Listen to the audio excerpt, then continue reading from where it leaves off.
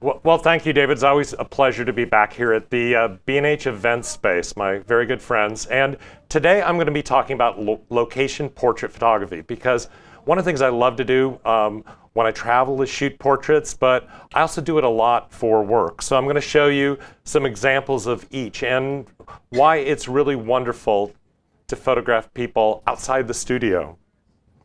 So first off, I want to thank SONY, my good partners in this, for sponsoring this talk. I'm a SONY artisan, and one of the great things is being able to go out and exchange with a lot of you guys and share some knowledge. So thank you very much, SONY.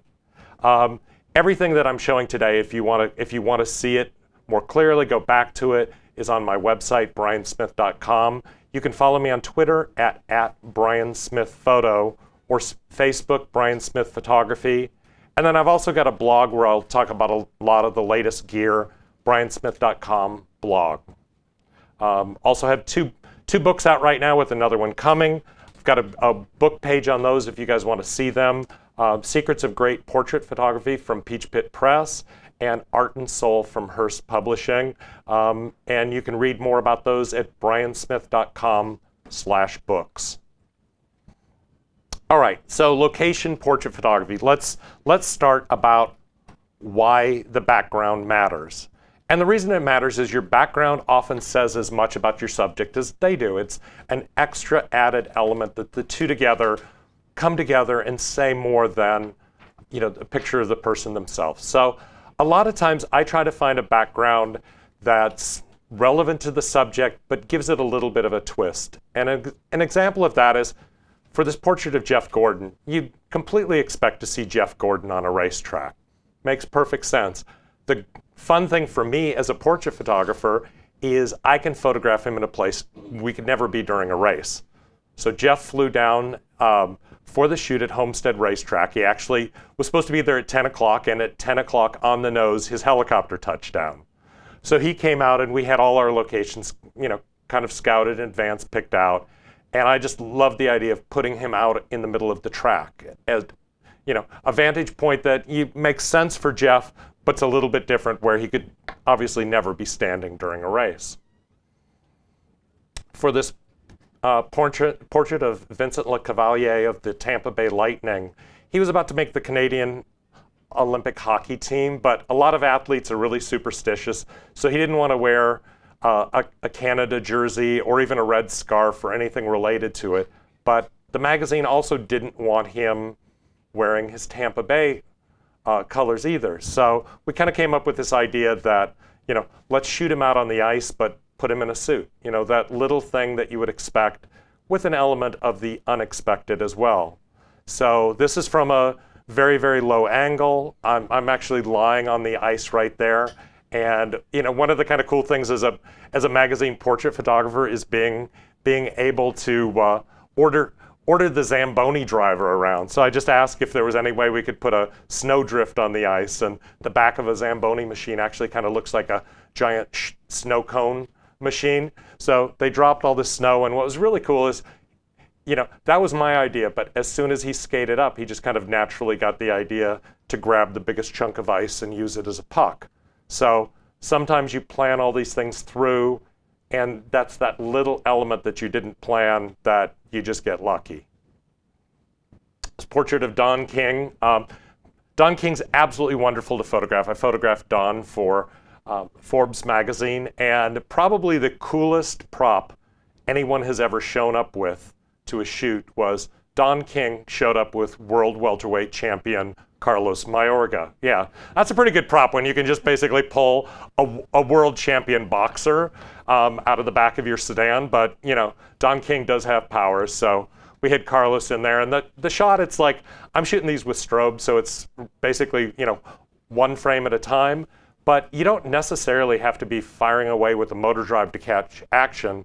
Just wait for that peak moment, because you're only going to get that peak moment once anyway. So a lot of times, the LCD really helps you out being able to see what you did and adjust your timing so that you're able to capture this in real time.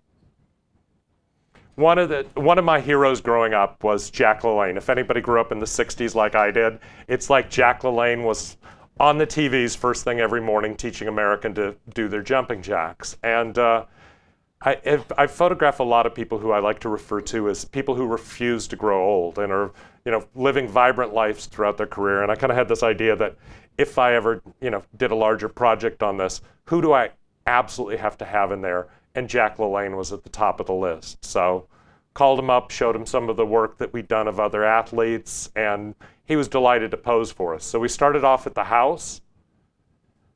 And in his gym, this is all equipment that he basically developed the patents for. Every kind of pulley machine that you've seen was Jack LaLanne's invention. So these are the originals that were in his house. And then for the end of the day, a lot of times for the location, I want it to be some type of landmark that makes sense for the subject. And Jack and his wife LaLanne lived in Morro Bay, California, and the landmark there is there's these giant rocks rising out of the sea that I kind of had the idea, let's do a dusk picture there. So for a dusk shot, you get there at least half an hour early, find your location, get your light set up, and then wait for the light to drop.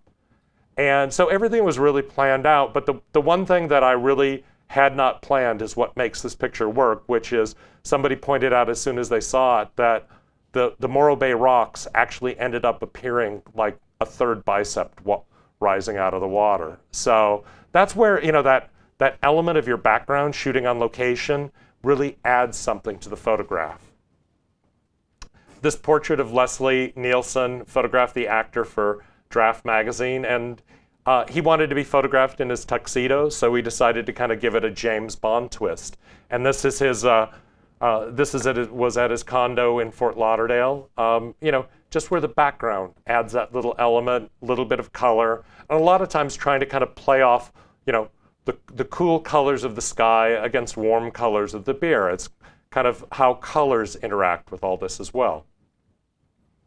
This was a story for, or this was a portrait for the Art Gallery, where they try to get foster kids placed with families, and there was this flamingo fountain that just seemed to make angel wings on the kid. And it was really cool because this was the first shot we did, and it's like usually clients, even if it's a pro bono job, want an alternate location. So I was like, well, let's pick something else. And he goes, oh, if you pick something else, they might use the other picture, right? And I'm like, kid, you are so smart. So this is the only shot we did.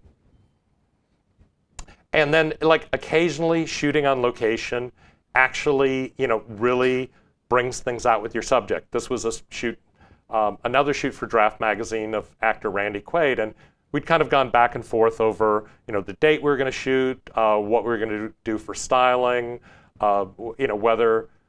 whether he would allow a groomer on set, and it just kept going back and forever until we started talking location. And he'd rejected every location, so the magazine kind of threw their hands up.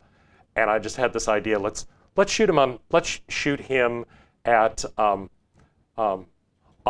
Hollywood Boulevard in one of the clubs that dates back to the very early 1930s, the silent film days, Musso and Frank's Grill, and he loved it. And then we got there and discovered that they actually, at Musso and Frank's, they don't have pint glasses, they just have little tiny beer glasses, which Randy's about 6'6", he's a big guy, and it looked kind of small. So he's actually drinking from a 24-ounce cocktail shaker here.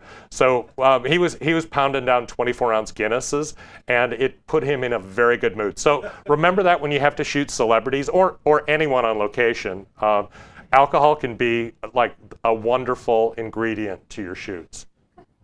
As you see, he ended up, here's that small beer glass. After a few of those, he ended up showing us some bar tricks. So, don't be afraid to add that extra little element to any shoot.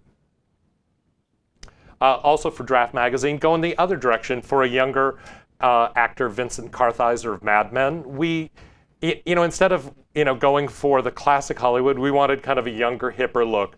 So this is a bar in West Hollywood that, gave us a different look. And, for the opener, he was up on the top of the bar. But for cover, it's really important to leave a lot of space around for type and everything. So in addition to that, it's like I always look for the really, really clean shot. And there was just this gold speckled wall that suddenly keeps everything clean and simple. So think about that too, like when you're shooting something really wide, come in tight. When you're shooting something with a lot of detail in the background, you look for that simpler background as well. So here's the gear that I normally take on most shoots. It's a low pro roller stuffed with, I've got two Alpha 99 bodies. My favorite lens of all the Zeiss 24-70, that's autofocus lens for Sony. If I had to like shoot with one lens, that would be it. I'll take along 85-1.4 and 135-1.8 Zeiss lenses, but I'm also taking some smaller gear with me too. The NEX7 with two of the Zeiss 2-it primes, the 12 and 32 millimeter. But what was really cool about this camera when it came out is within I think within 4 days of the original NEX5 launching, I was able to buy an adapter on eBay that let me shoot with my old Leica glass that had been gathering dust. Suddenly I was able to put it on a digital body and shoot with it. So that's the Voigtlander 50 millimeter 1.1 that I really love for a different look. Down in the bottom corner, the Sony RX1 and RX100s. RX1 just came out this last year, full frame sensor. RX1 is my CyberShot point and shoot of choice that, like, if I'm going out for the night and want just to have a small camera with me, I'll toss it in my pocket. And then, like, all the other stuff like Pocket Wizards, cards, meters and stuff goes in there too. So, you know, that always goes on with the airplane with me whenever I'm going. But a lot of times if I'm traveling for myself, I'll travel lighter than that. And an example of this was a personal trip to Nepal where, you know, we didn't want a roller bag with everything. So this is a backpack stuffed with, you know, the same Alpha body. At this time I was using the Alpha 900. So an Alpha 900, that 24-70 I was talking about, the 85-135, and, you know, then just all the cards and hard drives and everything to go with it. So, you know, you can travel with less, and I find this really invigorating to do that. So went off. So it's, you know, I'm going to a beautiful location. There's all kinds of wonderful scenery, but I'm a portrait photographer, so for me, if I see great faces, I want to photograph them. So these are some of the faces of Kathmandu. You know, and again, remember what I was talking about, shooting near and far, coming in really, really tight on the subject, but then capturing a full body. And actually, both of these shots were not with the zoom. These were both shot with the 135-1.8, you know, which is a beautiful lens to shoot wide open, come in and put the focus just on the eye. But, you know, you have that built-in zoom feature, each and every one of us, called our feet. So don't forget that you've got that. Like, you don't always have to zoom the lenses, like sometimes physically moving in and out. You know, this is just, you know, stepping in close for a tight portrait and then backing off with the same fixed lens to get a full body shot. Natural yes. Yeah, all of this stuff is natural light. And normally I work with a lot of Profoto and Elinchrom lighting gear, but on this trip, that bag was what you saw. It's like, this is all available natural light. And, you know, also in terms of like natural background, to me, it's far more interesting to have, you know, one of these kind of walls with texture than to shoot somebody against white seamless. So, you know, that's, you know, what I look for a lot of times when I'm doing a location shoot is an interesting background that adds to the shot. Yeah. When you're talking focal length, is that a full frame camera? Yeah, this is with this was when I was shooting with the Alpha 900 before the 99 came out. So this is a 135 millimeter lens on a full frame camera. You know, tighter portraits. These were both with the 85. You know, and a lot of times as you're putting together a book, it's like, I really, really do look at this like near and far thing. It's like whether, you know, whether you're shooting a wedding and putting together a book for a bride, or it's your portfolio or pages on your website, I think it's so much more interesting to pair pictures that have different scales. So never overlook the possibility of like coming in really close and then capturing some scale. So like an environmental portrait, it's like the person doesn't have to fill the frame. They can be small. You know, and I love interacting with people and coming upon this group of kids and having some fun with them. So they're all kind of joking around with me here and walking around. We were there on a day, the guy here on the right, we were there on a day when all of the women wore their red saris to honor their husbands. So there are all these women walking around in red saris, and I think he was trying to pick out his future wife there, Britney Spears in red. And you know, I also find, you know, like one of the things of shooting spontaneously, it's like whatever your comfort level is, like when you're used to really directing things and working with a lot of lights, I think whenever you can do the absolute opposite of that, it makes life so much more interesting, and it makes your photography better because you're sort of exercising a different skill set than you're used to. So just walking around the street, finding pictures instead of directing them. And also in terms of seeing things from 180 degrees the opposite direction. Probably one of the most bizarre moments I had in my life was walking onto the red carpet at the White House Correspondents' Dinner between Marlon Wayans and Adrian Grenier of Entourage. So as I was walking out there, I'm walking out with just a cyber shot, because the last thing I can do as a guest at a gala like that is walk out as though I'm a photographer with a big camera over my shoulder. So I'm just walking out with a cyber shot, but it gave me a chance to kind of see things from the other perspective. It's like, look at the red carpet line from the way it looks from somebody on the other side. And I think, you know, to me, that's really kind of a fascinating and important thing to always do. Look at things from the standpoint of your subject. What's it like for them? Will give you a better idea to do what you really do.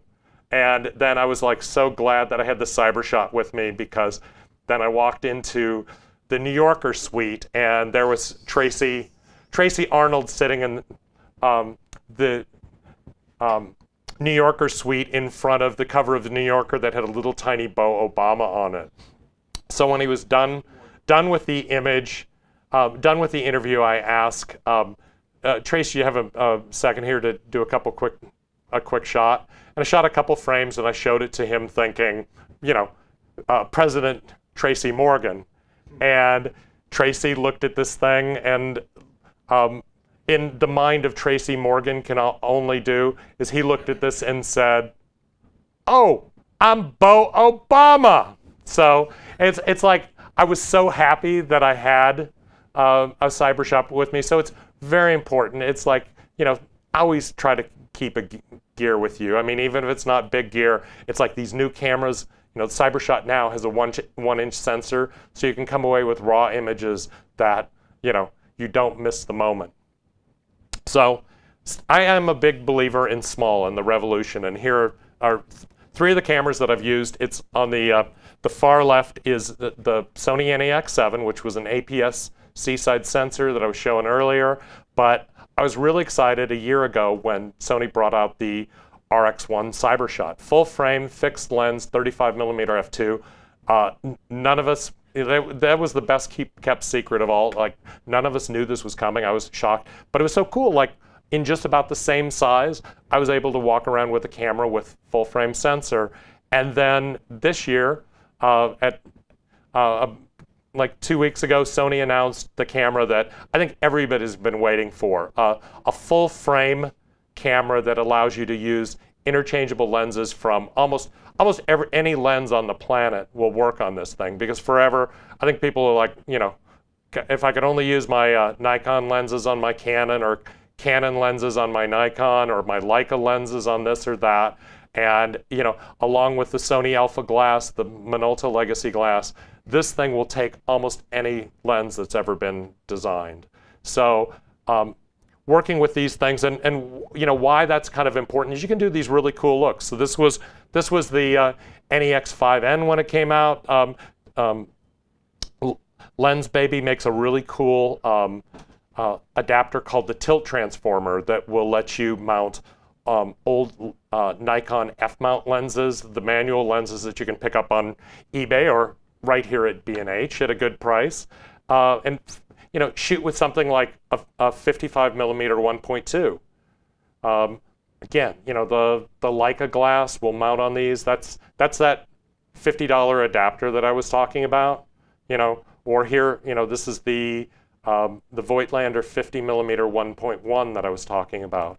And they just give you an option for different looks. I mean, the fact is, not every 50mm lens looks the same. It's like going with one of these older, like either uncoated or single-coated lenses can give you a different look. So on a press event, I was in Jackson Hole, Wyoming, trying to kind of create a color Matthew Brady look. And that's where this 50 1.1 came in really, really handy.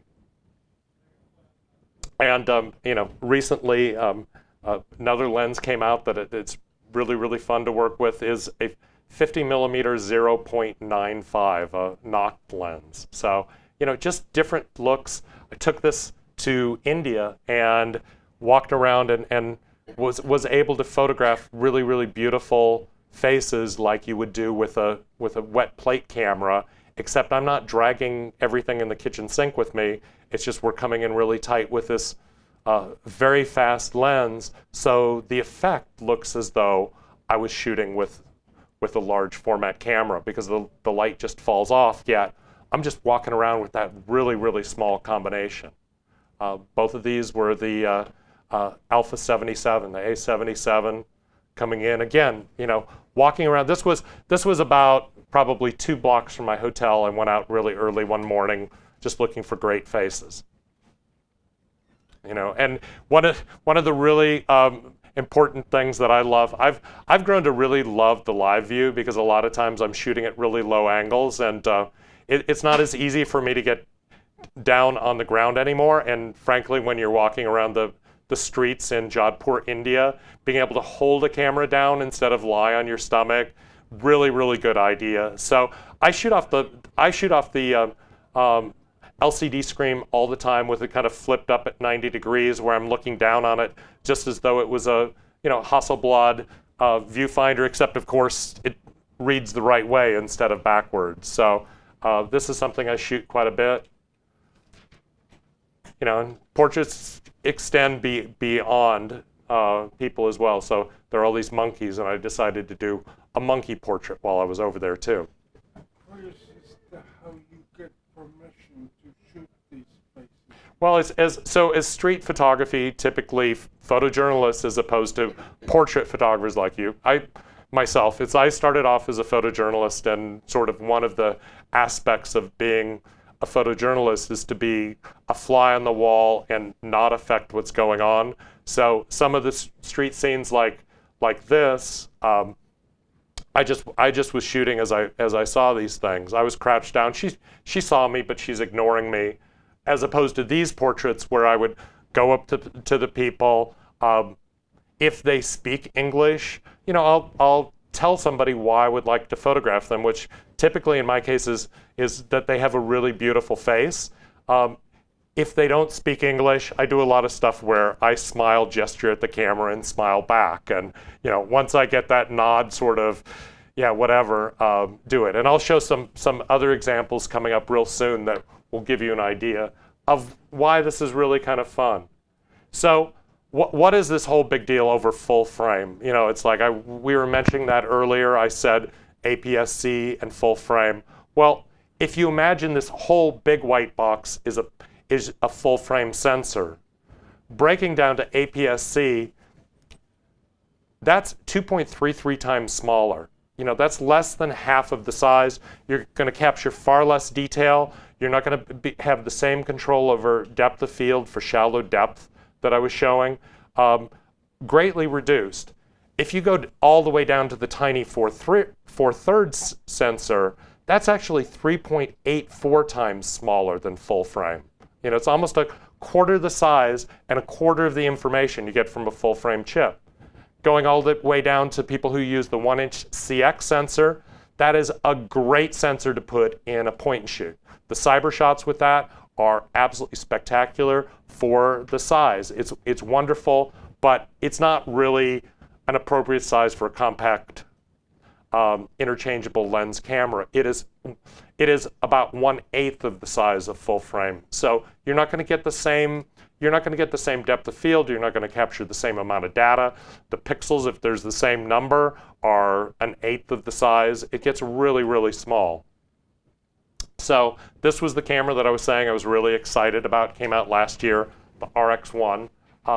I love traveling with it, and I actually kind of dig the fact that it's a fixed lens camera, because I think sometimes like limiting yourself to one vantage point and moving in and out with your feet, seeing things from a point of view is really cool. So this is tricked out with the EVF up on top, as well as a vertical or a grip on the side and a quick release bracket on the bottom. And that's the way that I have been traveling, and that was my favorite small combination. I took this last year to, over the summer, we went to Espiritu Santo in Vanuatu. It's the island where James Michener was stationed when he wrote Tales of the South Pacific.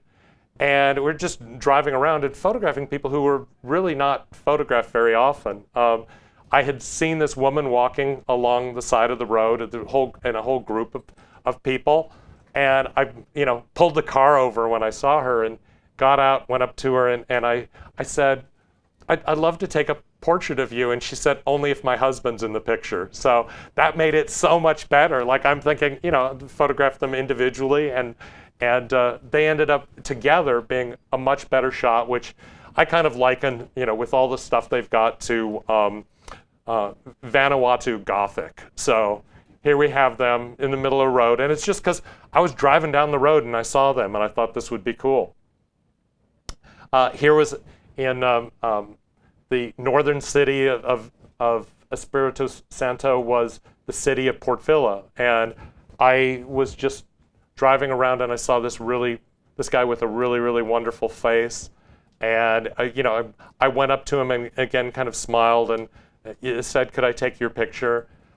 I shot a few frames and I would show him on the LCD what he looked like, and I don't think he had ever seen himself photographed before. I think it's the first time that he'd ever seen a digital image of himself. So when I showed him, he was so excited he was actually kind of jumping up and down with joy. And it's like I would shoot some more and show him again, and he would get really gleeful. So that's a lot of times it's like approaching people. It's like I shoot a lot of Hollywood celebrities, but if I'm shooting this guy who's never been photographed, I want the 5 minutes we spend together for him to feel like the biggest star in the world. So whenever you've got a chance to photograph people and make them feel like stars, that's what you want to do. And then I was walking along the waterfront, and there were these kids with, nets that they were using to try to catch fish or shrimp or something along the side.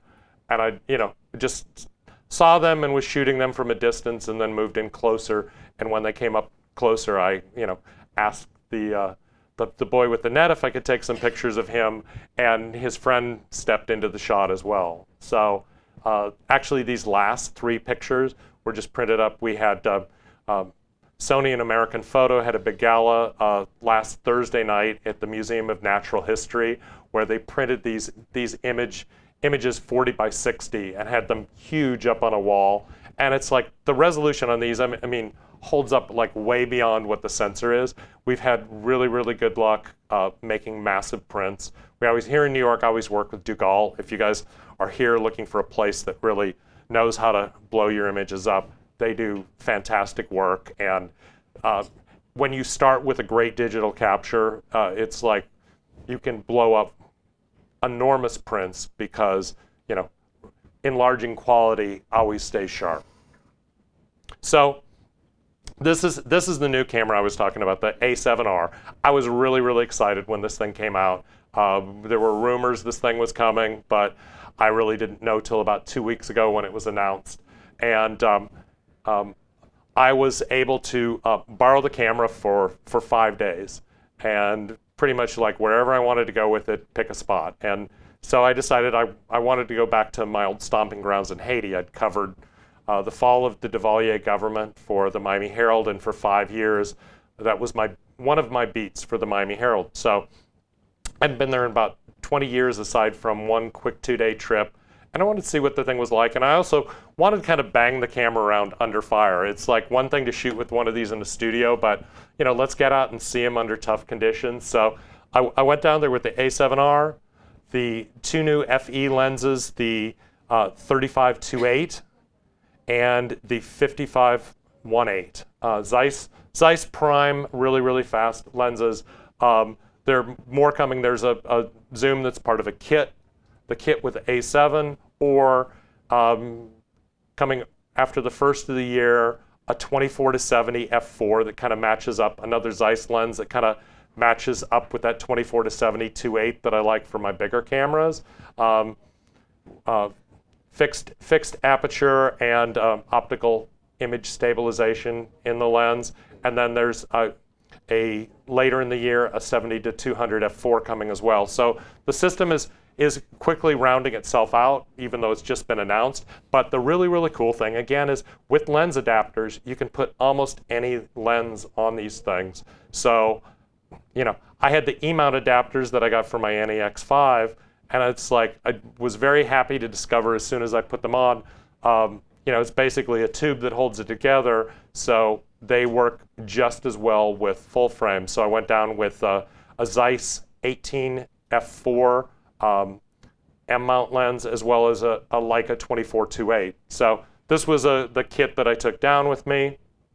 As you can see, the A7 and A7R are actually slightly shorter than the RX1 was with the viewfinder attached. And I like that the viewfinder's built into these things, because it's like the EVF is like really rocking on it. It's the EVF from the A99 that they've actually added a couple tweaks to. So it's the best EVF I've ever seen. And one of the reasons I like working with these now that I've gotten used to it is you can put it in live view mode, and then as you change the exposure, you're seeing it in real time. You don't have to set the exposure, shoot a frame, look down on it, because you might have missed it at that point. So walking around with this camera, this is the 55-1.8, coming in doing a tight portrait, and it's like, this is not the studio, this is White Wall down in Haiti, where it's like, I'm shooting, I just see this guy with a really great face, go up, hold the camera up, smile to him, he nods back, and we do some shots. And again, showing him, he thought it was really kind of cool. He had not heard about this. Actually, I had all the cameras, even though I'm in Haiti and stuff, all the cameras were taped up, so the SONY and model number were hidden. But walking in here, capturing this, getting shallow depth of field, and like as you zoom in on this is the 55-1.8 again, and it's like the focus is like right on the eye, and then just falls off so beautifully and gradually toward the edges. Like it's like that medium or large format look where with a prime lens wide open, you're able to get the shallow depth of field because it's a full frame chip. You can't do the same thing on 4/3. It's too small of a chip to do it, but on the full frame chip, it looks really, really amazing. And a lot of these things we blew up and made prints, some of them as big as 72 inches high, and it's like you get in really close on the detail. And the eye doesn't look like it's made up of pixels. They've changed how the sensor debayers the images and how like edge detail is there. It's like you're looking in like really tight on the eye, and it just looks lifelike. And this again, that shallow depth of field, what was really, really cool on this shot is he's about the same distance from the plywood wall behind him as I am from the wall here. He was almost right up against it, but shooting with the 55 wide open at 1.8, you get this beautiful fall off where it just becomes, I thought all the stuff behind him was really interesting, but I want the emphasis to come right in on his eyes and his face. I don't want everything in the frame to be tack sharp.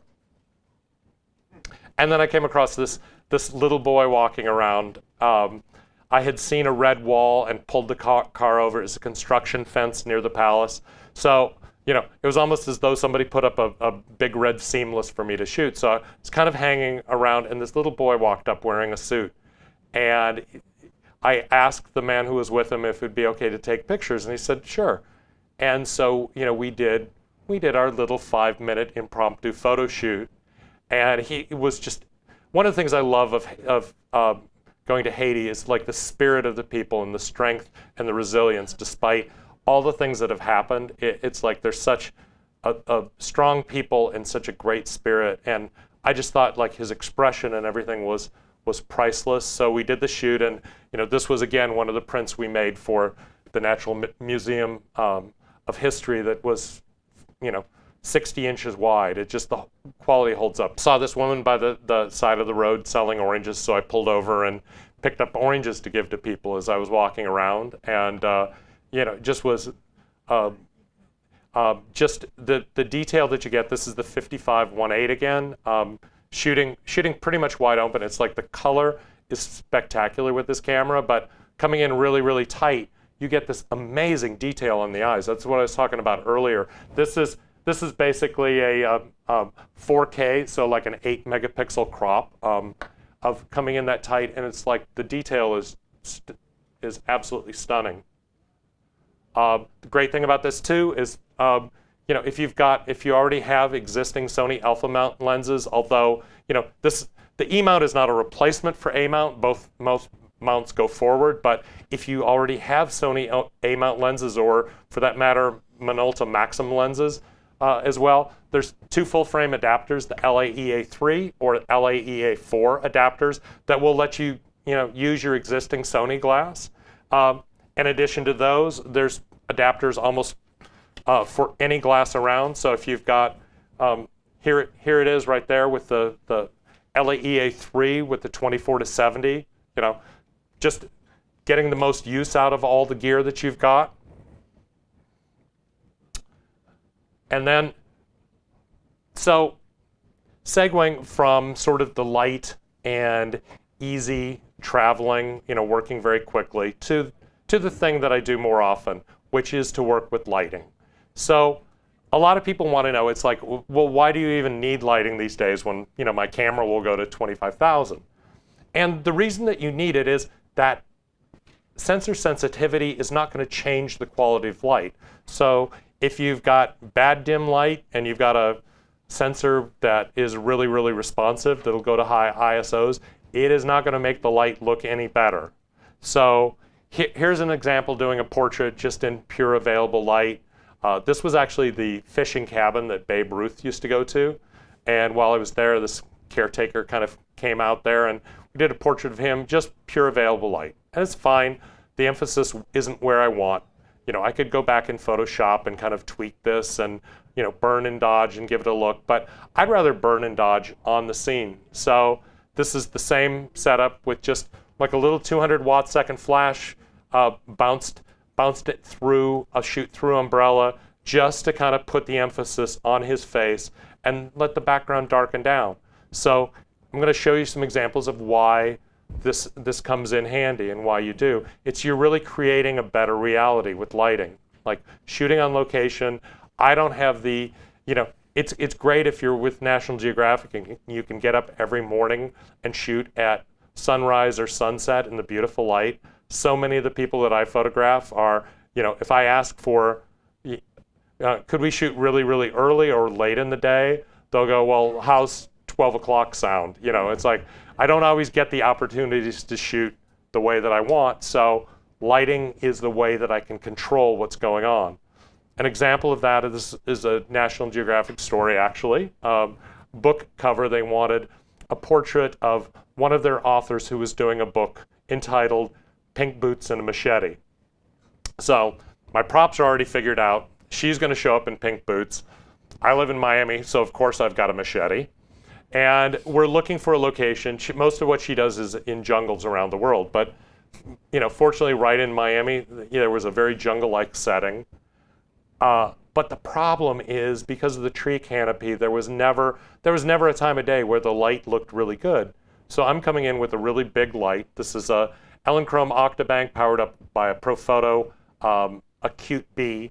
So there's a light off to the side, which the way that I look at this is sunlight on a stick. Like I can control and put this light where, there's never going to be a clearing in the forest at just the right time of day to do it. So I can take control of that. So off to the side, got this big bank of light, And what it's really doing is, like you can see on the left, just an available light shot. You know, the light was not particularly flattering on her, and much brighter in the background. So I could open that up to expose for her. The background's going to get blown out. Plus, it's not that pretty on her to begin with. But coming in with lighting, you have that really bright light that I can set where I want. It puts the highlights where you want it. Notice how the machete kind of reflects where, you know, we were doing this blind because there's no model lights and they wouldn't show up in broad daylight anyway. So I just kind of had her reposition and worked off the LCD till it was reflecting back just the way I wanted toward the camera. But see what a difference it makes really adding the light where you want it. And then that's our final shot of coming in there, and it just brings all the elements together. Having that control over your strobe exposure, artificial light that kind of blends with the natural light. And I always shoot with manual control on these things. I set it, you know, full power, half power, quarter power, up a third, down a third, all those sort of things. And I know some people, if you're used to working with speed lights, that sounds intimidating. You'd rather set it for f8 and try to make it work. But actually, it's so much easier doing manual settings because if you boil it down, just think of that the aperture on your camera is going to control the exposure on your subject. So, you know, if you have it set for half power on the strobe and go up or down on your aperture, opening or closing, you're affecting the strobe light that's hitting your subject, whereas the shutter speed is going to control the background, how those two blend together. So when you think of it that way, it makes it so much easier if the background is too bright, you know, you go to a higher shutter speed. If it's too dark, you go to a slower shutter speed. So having those two controls independently is so much easier than trying to go up in power on your strobe, you know, down on the settings where, you know, the two are together. It's just like aperture and shutter speed and you're there. And, you know, what this kind of does on location, here we are in Bermuda photographing golfer Graham McDowell, and we were supposed to have 15 minutes with him to photograph him for Golf Magazine at his hotel. And the hotel was okay. It was like, we were staying there too. It was a great hotel, but it didn't really scream Bermuda. Whereas the beach club just down the beach, like, you know, literally a 2-minute drive, was really, really cool with these rocks and sand and everything. And, you know, so we pushed real hard to get him down to the beach. And eventually they said yes, but they said we're going to have to, you know, we're going to have to shoot faster if we're bringing him down.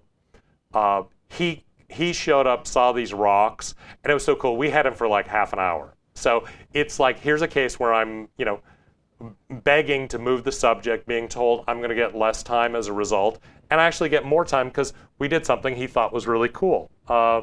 And this is, you know, this is a typical setup. It's like, you know, we almost always start with like a single artificial light. You don't necessarily have to put in 2, 3, 4 lights. It's so much more important to work with a key light, almost like, you know, in nature, there's always one sun. So if you think of artificial light, that is like your portable sun. So it's like, this was kind of an overcast afternoon, but it would have looked really, really cool had the sun been coming from just this particular direction. Having control over this lets you decide where you want the sun to be. So this is, again, the ProPhoto 600 battery-powered flash, ProPhoto Beauty Dish. And one of the things you'll notice in this that we do quite often, notice how it's not really aimed at him, it's almost aimed up above him. Like, this isn't going blasting straight ahead toward him, but look in this setup shot, you notice how there's kind of a nice gradation as you go down the rocks from, you know, it's really like brightest on his face, his feet are starting to get darker. When you go down on the rock, it falls off naturally. This looks more realistic. This doesn't look like, boom, here's a softbox from the side, everything's lit up.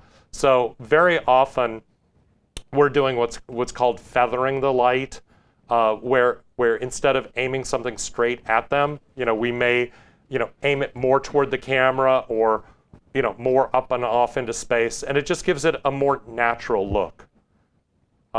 Same thing here for this portrait. We did a SONY make.believe video where we were doing behind the scenes. I was actually shooting this with the RX-1, and this is my assistant out on Miami Beach, lighting her up with basically a boom light overhead.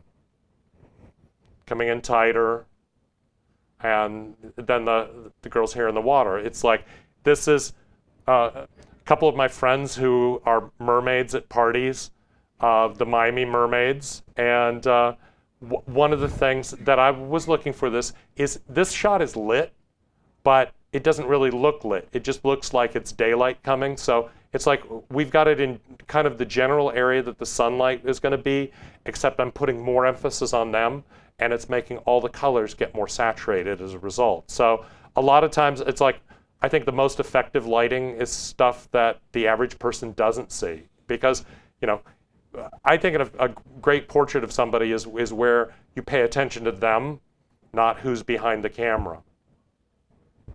And sometimes it's important within this to find I call it the imperfectly perfect balance, because, you know, a lot of times if you're going by meters and stuff, which I use all the time, it's, if you have things where it's absolutely perfect balance, where it's like, you know, F8 on the background, F8 on your subject, and you look at it and it's like you've sort of followed all the equations, but it doesn't look quite right. And part of the reason, here's an example of it right here, where by what the meters and backgrounds would say, the shot on the left was perfectly exposed. Like, they are perfectly balanced. The background's the same right amount of exposure. The wake border in the front is exposed properly, yet the shot just seems off.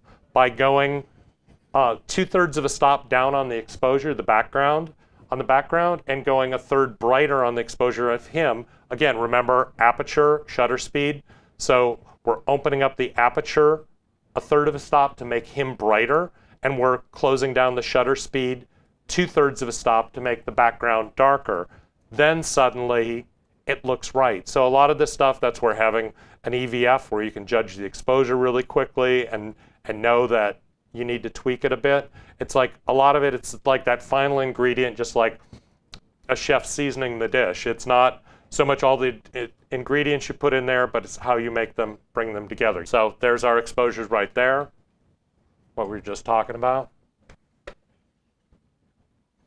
And then also think of building your lighting in steps. It's like, again, I always start with a key light and then build in only additional light if we really need it. So, you know, if you're doing a multi-light setup, get your key light perfect before you start adding an additional light. So I'm going to show you a very simple 2-light setup to give you an idea.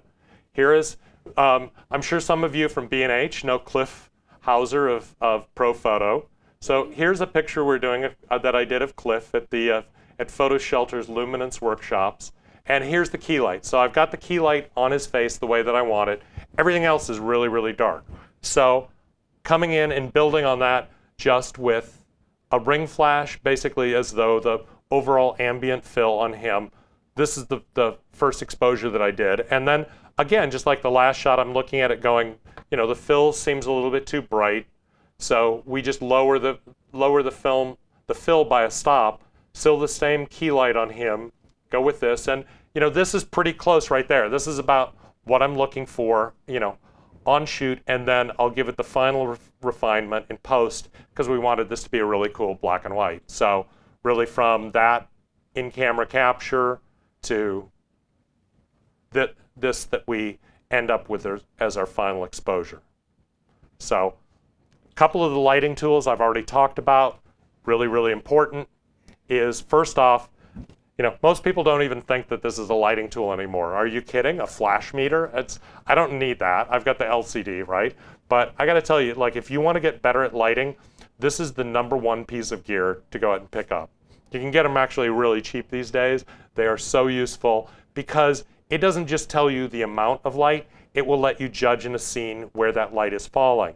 So a lot of times it's like, that's what I was talking about. It's like, if you're new to metering and want to see, like, is the face F11, and then I want the gradual fall off. Maybe I want to get it so that around the chest is 8.5, and down at the On the legs, it's f8. It lets you really quickly judge these things and see that the light's falling the way that you want. The next thing to think of in terms of lighting modifiers, it's like I almost always work with like the same pro photo head, but all these different modifiers that can change the way that same light reacts, and shape the light. It's all about light shaping. So, an example is like the closer you are to a subject, the softer the light would be, and the bigger the light modifier is, the softer it is, but it's relative. So if we come in really, really close with a 20-inch beauty reflector, it can actually produce much softer light than a big 6-foot octabank that's backed way, way off. So it's those two things together. The larger the source, the closer the source, the softer. The smaller the source, the further away it is, the harder. Just keep those in mind. Also, like one of the things too is as you back off, light becomes very, very even. So working in with a soft light very close, again, gives me that chance to really kind of focus the highlights where I want them and let the natural fall off happen. And again, always begin with main light. Don't get intimidated by the idea of lighting and thinking that this is difficult to do. It actually, if you start with one light and get all of the mojo out of that light and modifier, you can. It's like amazing. Often that's all you have to do. So this one light setup is normally the point when Anne Hathaway comes and talks and explains how she likes to be lit. Unfortunately, Annie was tied up today. She really wanted to make it because she loves shopping at B&H and she loves being with all of you folks and the folks on YouTube. But she just wanted to say hey and shout out to all of you guys because she's a big fan of one light lighting. So examples of this and why you can get so much out of it is, so like the first time I photographed Antonio Banderas was at the wonderful, lovely Miami International Airport. And this was a number of years ago where looking for a backdrop there was not really great, but they had this glass block wall just off the set where he was filming a movie that I thought would be kind of cool. But instead of like lighting up the whole scene, I thought it would be much more dramatic if I lit from the opposite side from where he was. So this is basically one light, a Profoto head with the zoom reflector going right through the glass block. And it's got a warming gel on it, so it almost looks like that late afternoon sunlight kind of coming through. But here's the thing, it's like you don't always have to light somebody within a room. Like think of like how cool it looks when sunlight comes in through a window. You can do that same thing with strobe.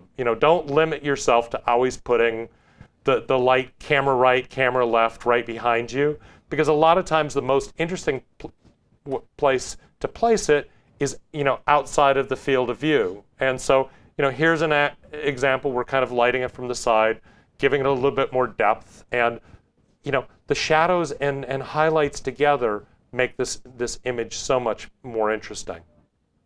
Going to two lights, it does give you a little bit more flexibility, is able to kind of create the highlights and shadows. And here's an example. We were photographing Daniela Huntakova.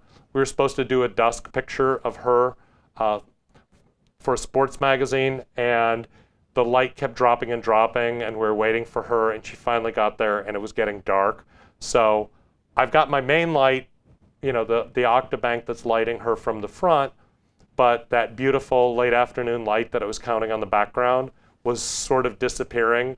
So we've just gone through with another head. Again, that's the zoom reflector zoomed all the way out. The cool thing about that, it's almost like headlights. Instead of lighting a big scene, you can kind of focus it on a small area. So it's like that's kind of behind camera, a little bit behind the main light, just aiming at this background, lighting that whole thing up to create this. So really, she's lit with a single light.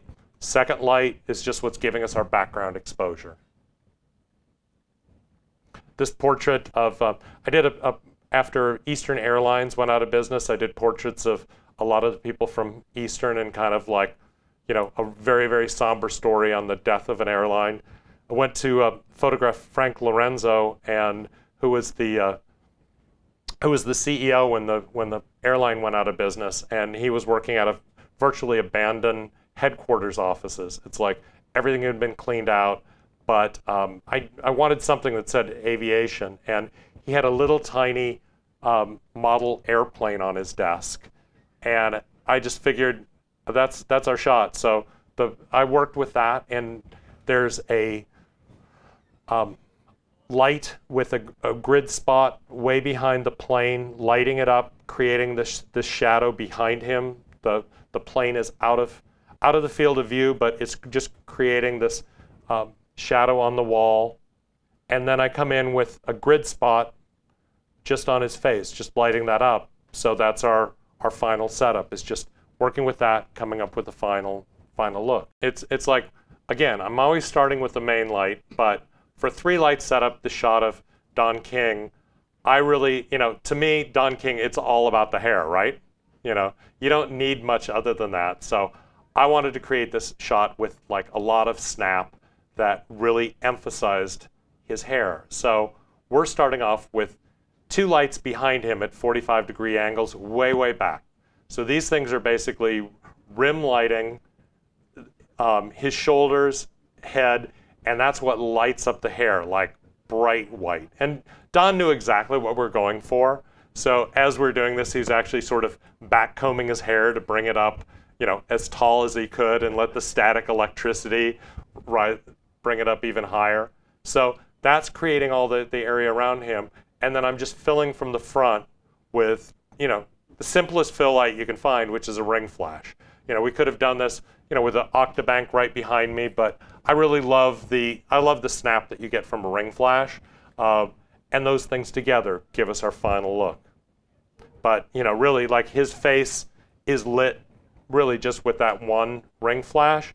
It's the others creating the background light, and I'm doing it specifically because I want that hair to be really bright. Then there's also times that you are going to light for drama, where you do want something more dramatic.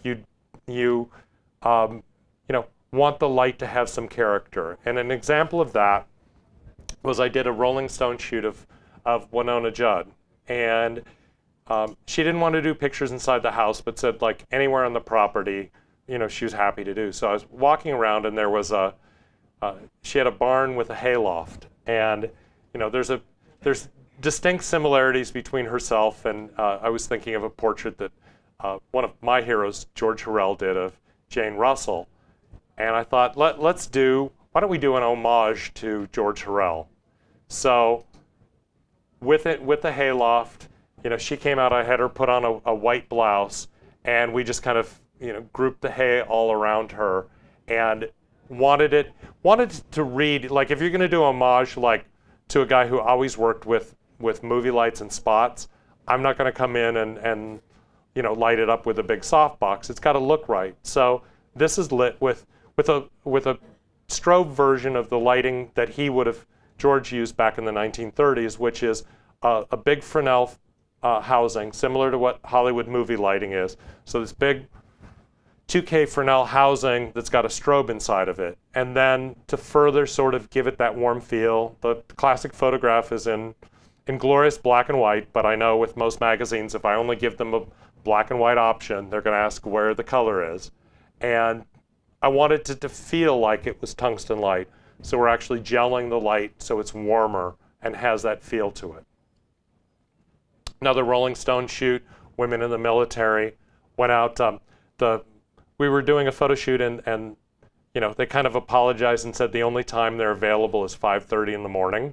And the reporter groaned, and I smiled, because it's like, hey, send a photographer out before sunrise. It's cool. So the sun was just coming up at that point, and I just lit each of them with, even though 2 of them are very close together, I've got a strobe head with a grid spot focused very, very tightly on each of them, so that each has really like the same lighting on them for our final look. This portrait for Sports Illustrated was they were doing a story of the Halloween cover. They wanted the scariest athlete in college sports. So this is Darnell Dockett when he was playing for Florida State University, and they wanted him in a cemetery at midnight. Well, believe it or not, even if you're going there from Sports Illustrated, you can't often get athletes in a cemetery at midnight. They actually gave us the time slot of 3 p.m. on a Friday afternoon. Friday's usually kind of their light day because they don't want them getting too beat up at practice when they've got a game the next day. So we had 3 o'clock in the afternoon in October. If you've ever been to Tallahassee, Florida at 3 o'clock in the afternoon on an October day, you'll realize it looks nothing like midnight. So we actually kind of tried to create this look that we were going for. So this was set, like the first thing is we knew that we were gonna absolutely blow out the daylight with strobe so that the sky got dark. So I'm overlighting the shot. The ambient light is reading. It's reading in the frame, but it's really, really dark. So it's just kind of a fill in the deep blue in the sky. The next thing is don't overlook the chance that you've got white balance in your camera. You don't always have to match it to what the scene is. Like it's actually a beautiful creative control. So instead of setting the white balance for daylight or average white balance, I'm setting it for tungsten, which gives it like a really bluish effect to it. So it seems more midnight when you're doing day for night. It gives it that look. And we're coming through and he's lit, his main light is a soft light reflector from the left side of the frame, lighting him up. But I wanted to give the shot a little bit more depth. So the tombstone that's on the left, there's a light off to the left. It's also creating a little bit of a rim around the helmet and that side of him. But the most important light in this shot is we've got a smoke machine in the background, giving that sort of thriller look of the cemetery. I think ever since Thriller, every cemetery had to have fog coming through it. So you need to have that look. So we've got a fog machine going in the background, and it's got a third head, you know, shooting right through that. Like you can put all the light on in the world on smoke from the front, and it's barely reads. Put just a touch of light through it from the back, and it glows. So it's like knowing we're going to do that. That all together comes together to create our final look. And you know, again, it's like a lot of what I do is really coming and dealing with harsh sunlight because I can't photograph the people that I choose the time of day often of the people I photograph. It's like if an athlete's available at 11 o'clock in the morning, I have to work with it. So both of these were 11 or noon exposed shots, and you know, like one of the keys sort of is like to make sure that that main light is behind your subject. So instead of casting real harsh shadows on their face, having that light behind them and filling them with flash. Morgan Pressel, the golfer, on the left, it's actually the sunlight. You see it right there in the frame where she would be pretty much silhouetted if we didn't come in. Joe Mauer, same thing. I'm actually letting the sunlight kind of create a halo behind him. It's right behind his head. So like sometimes that's the key when light is really, really harsh, is just get it behind your subject. And then it's also like how you blend ambient and strobe together. So here is an example. We were talking about the warm and cold, where actually I've decided that I want the bluish to work off against the warm. So this is a picture shot as the sun was going down of Alejandro Sanz. He's a wonderful Spanish Grammy-winning singer. And the last picture we were doing of the day, it kind of turned out to be a gray, cloudy day. If I set the camera white balance for auto white balance, it's gonna make that gray sky look gray and gray and gray. If instead I set it for daylight white balance, as the sun goes down and it gets darker and darker and closer to dusk, as it's going down, I know that the color balance is going to get bluer and bluer and bluer. I'm going to compensate by this. Here's a case where, unlike the picture in the cemetery, I want warm and cold to work together, complementary colors. So on my strobe head, if I left that unfiltered, it's going to stay natural and even. I actually decided that I wanted it to look more like it was a blast of sunlight coming through. So in that instance, on the strobe head, I put a half tungsten conversion filter. CTO is what they're called. All the theatrical lighting stores sell them. I think you can get them here as well. It's something that sort of warms up the strobe light, so the background's going blue, but he's staying really, really warm in color. So it's kind of, in this instance, you want the warm and cold sort of to give it more visual interest. So again, here's that bank that I was talking about. You know, just kind of coming, and it's, you know, instead of being directly level with, even with him, like where he is, it's actually slightly further than he is away. So it's, you know, technically, if you thought of film planes, it's a little bit behind him. You know, that's also helping with that fall off that you see. Another picture at dusk. This is artist Julian Snobble, and you know, that's just the you know, a small zoom light reflector. So almost the same effect you'd have with a speed light. You know, just zoom light reflector. But again, what we're talking about, it's not in the hot shoe. It's not on the camera. It's off, you know, to the side of him. So that's why we're getting like kind of this nice dark light from the side. You can do the same thing with speed lights if you put the speed light on a stand back that way, or even, you know, have a friend hold it off to the side. You get that nice darkening, you know. And then in this case, kind of the cool thing was the glow of his cigarette as he took a puff, you know, created little trails in it as well. So, you know, dusk is a really beautiful time to shoot. This is probably a 2 to 4 second exposure to blend all that in. So you get a little bit of motion in it as well. The strobe will keep the subject frozen, but the background gives some motion to it. So there it is, just that one light off from the side. This shot of Rick Ross and Dre was shot for Vibe magazine, and as you're looking at this now, let me tell you, the call time on this shoot was 3 p.m. in the afternoon. And probably the one thing that's an absolute given that I can guarantee in stone is if whatever the call time is on a hip hop shoot is pretty much a guarantee of the one time of day that shoot will never ever happen. We showed up sort of, you know, semi-lazy right around 3 o'clock, knowing we weren't anywhere close to shooting.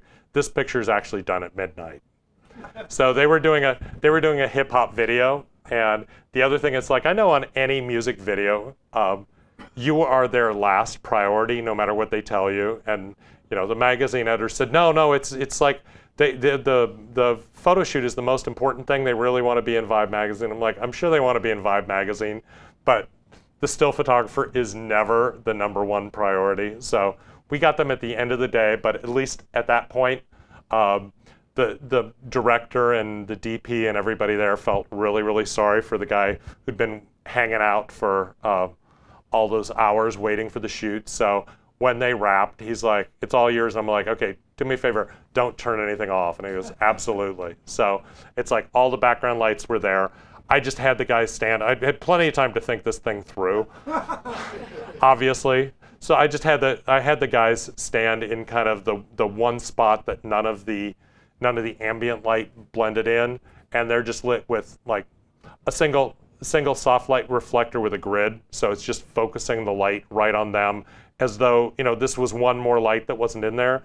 You know, but again, it's like it's a 1 second exposure, so it freezes the light on them, and then just gives us, you know, this is our final look.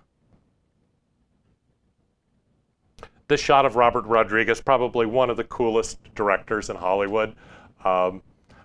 Robert had studied still photography at the University of Texas, so he's really kind of into it. And he's walking me around the set when I showed up. This was on the set of Desperado. And he walking me around when I showed up for Premiere Magazine, which was a big deal for him at that time, because this was just his second film after doing El Mariachi and his first big Hollywood film. And we're walking around and he's showing us the set. And you know, it's like a lot of times it's like you tell things to a still photographer that are no big deal, but our eyes light up. And he walked past this car on set and he said, oh yeah, this car's burned up because we set it on fire the other day. And he continues to walk, and I'm fixated with the thought of car on fire.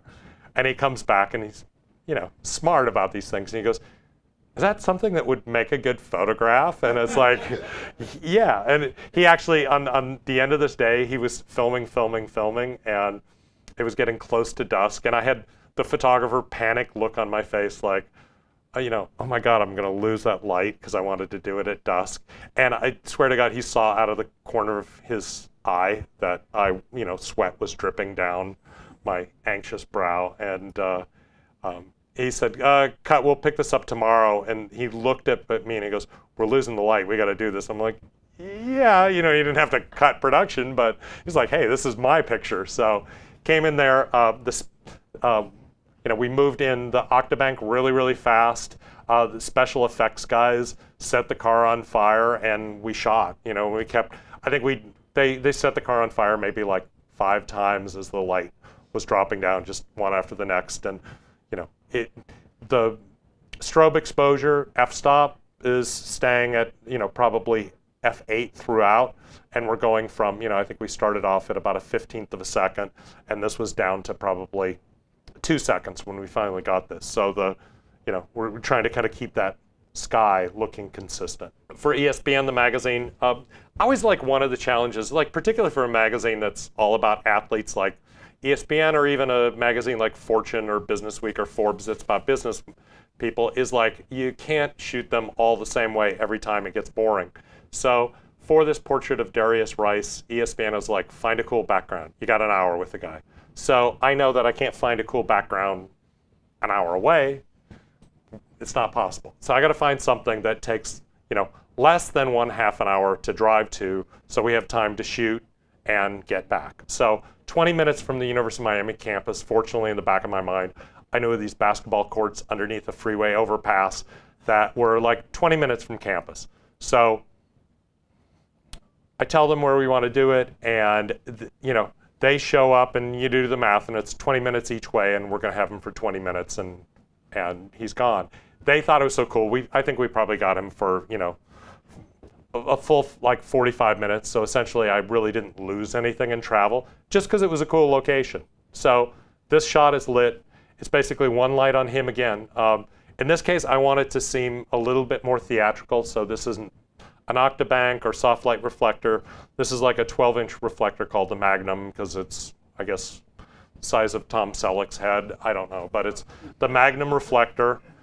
We have 2 of these. It's like one's lighting up the basket in the background. The other's lighting him as though almost like there was a street light, or the last rays of light are kind of coming in from the side. But, you know, again, like whatever you can kind of do to make it make sense with this. We've got all this darkness and shadow that the last thing I wanted to do is light it up with like a, you know, big Octobank where everything's there. So I think a lot of your lighting decisions are really sort of dictated by what makes the most sense for your background. You're paying attention to this background. How do all these things blend together?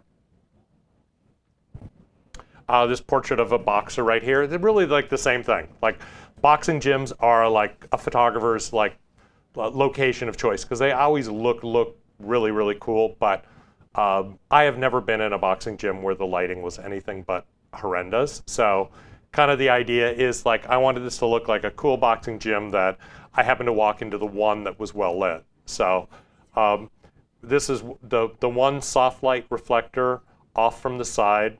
The background is twice as far from the subject as or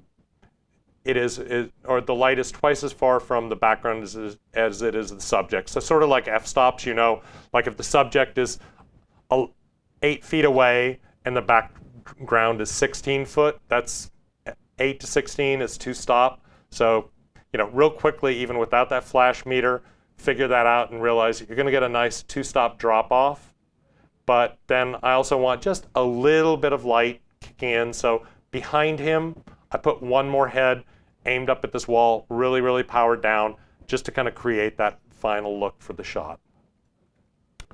And, you know, like a lot of times, again, I'm talking about when I want light to kind of appear as just an extension of what is really there. This is a portrait of an art director friend of mine from Draft, Kevin Robbie, and he had this really, really cool El Camino, which I called the Hell Camino because it was all black.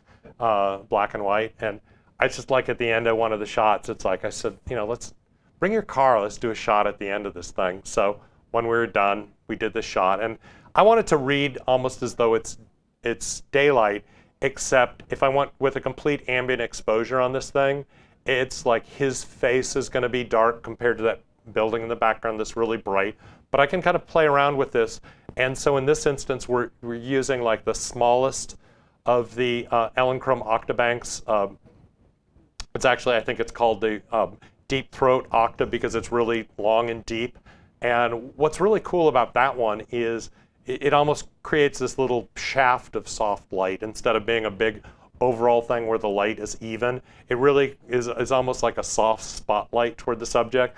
So it's just on a boom up above, kind of in the same direction that the sun's going for, but instead of his face being darker than the building in the background, I'm able to bring it up where it's like maybe a stop overexposed from that and just really control the light the way it is, where it looks believable. It doesn't look like it's lit. You know, and again, to me, it's like I don't have to have somebody break apart a picture and go, oh, it's really cool, he had a light there. It's like, I just want you to look at the guy in the background and it to be about them. And overall, just think of lighting in terms of like two ways. Detailed, really, really fine lighting where you're finessing it. And it is kind of all about the lighting or broad lighting. So detailed to begin with, why would you use detailed lighting? So for this portrait of the amazing Randy, the amazing Randy is a psychic debunker who basically goes through and exposes all the psychic frauds like faith healers and spoon benders. And I had this idea, this was a photo shoot for Esquire magazine. I'd photographed Randy before, but you know, I wanted to make it cooler for Esquire because they're Esquire. So I had this idea that I was going to make him disappear from the shot. And he thought that was the dumbest idea he'd ever heard until I said, let's do a test and let me show you what it is. And this was back in the film days. So I actually did a Polaroid, pulled the Polaroid, and he looked at it and he loved it. He said, you know, you're not half as stupid as I thought I was. I love it. So, you know, a lot of times you have to sell your shots by showing your subjects. And the way that we did this, and the reason he liked it, this wasn't a trick we did in post. It's just basically a spotlight on him. So this is a strobe, zoom reflector, and it's really just lighting up his face and part of his body.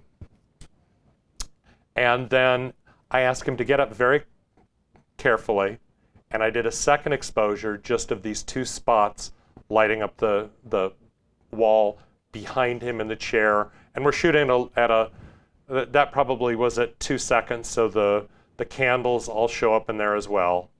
And then, you know, you put them all together and you come up with this. And he loved that it was done in camera. I mean, if I'd said, I'm gonna do this in Photoshop, it'll look really cool, he wouldn't have done it. But the fact that, you know, we did a trick in camera and he was kind of in on it. I've sort of debunked it for him as we were doing it. He got it and thought it was kind of clever.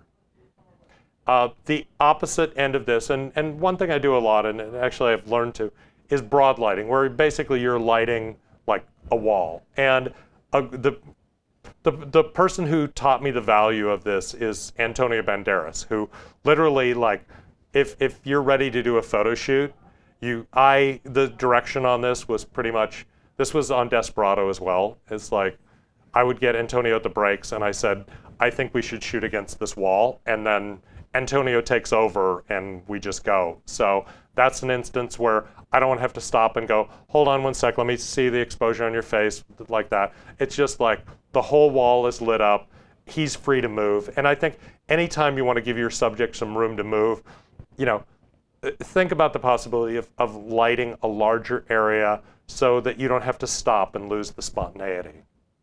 So here's what it is, that big 6-foot octabank, you know, just really lighting up an entire wall.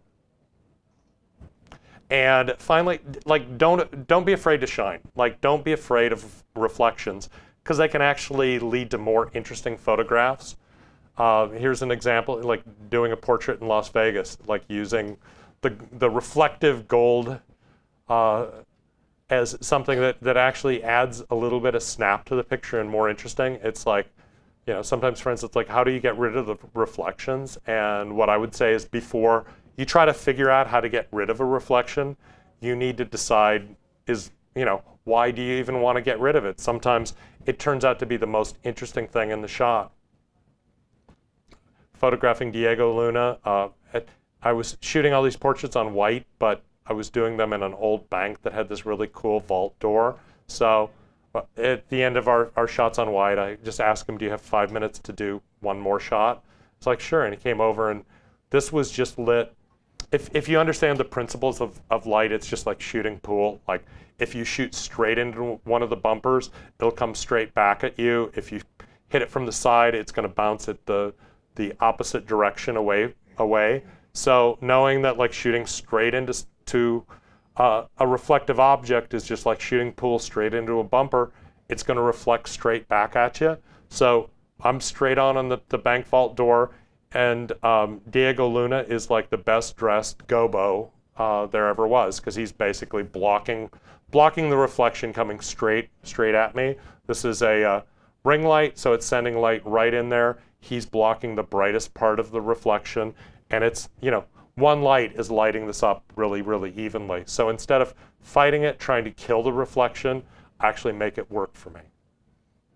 Same thing here for a Business Week story on a guy who sold, you know, basically used airplane parts. You know, we brought stuff together in the cleanest part of his entire warehouse, and it's all lit up right here, and it's reflecting straight back at me. Andre Balaz of the Mercer Hotel here in New York, the Chateau Marmont out in LA, was opening up the Standard Miami Beach. And so often I go into things 2 months before it's open so that the picture can come out when it opens up, and there's drywall dust all over the place. But there were these two really beautiful, amazing bronze doors that just making them reflect slightly, not lighting it all up, is so much more interesting. I'm just looking for simple, eye-catching elements. So thank you again to our sponsors from Sony. Couldn't do these without them. Use the gear, love the gear. Thanks for doing this. Again, if there's any of the stuff you want to go back to, those are my URLs. And books at briansmith.com books. Thank you guys for coming out. Thanks to B&H. Absolutely. Whether you're a hobbyist or a professional, B&H has the answers to your questions. Experience a world of technology at our New York City Superstore.